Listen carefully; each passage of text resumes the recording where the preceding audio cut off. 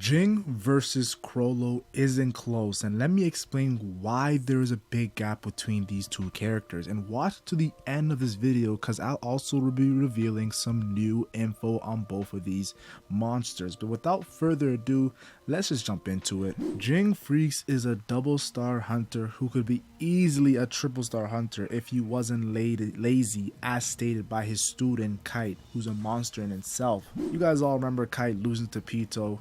And of course, you have to give him some benefit of the doubt. He got a bad pull for his Nen when it comes to the numbers and the slots. He also lost an arm before the fight actually began.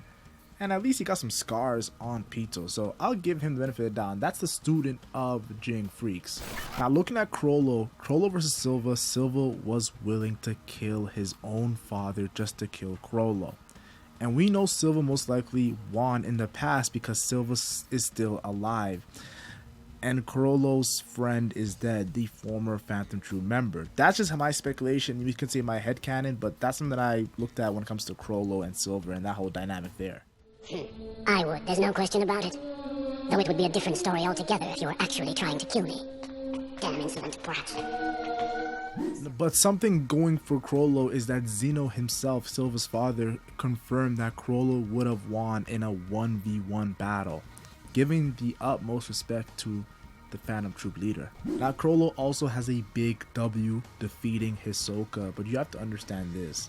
Chrollo versus Hisoka, he had to use a lot of prep time to defeat the man known as Hisoka. And he had to plan out the abilities he was going to use, the setting. There was a lot of planning against this monster known as Hisoka. Ging has Chrollo's power without even needing the Bandit book.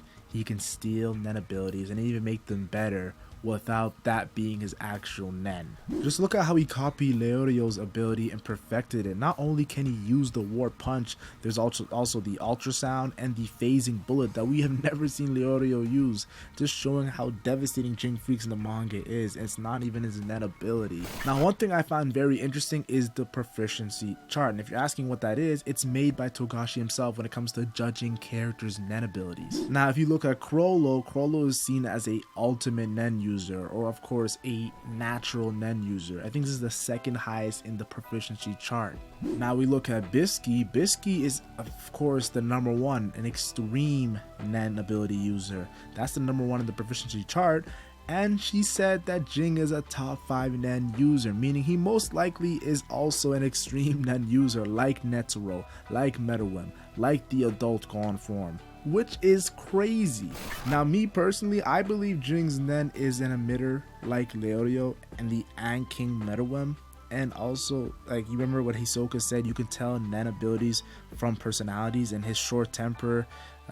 Also he could also be specialist, but I think those two are the best options for his Nen ability.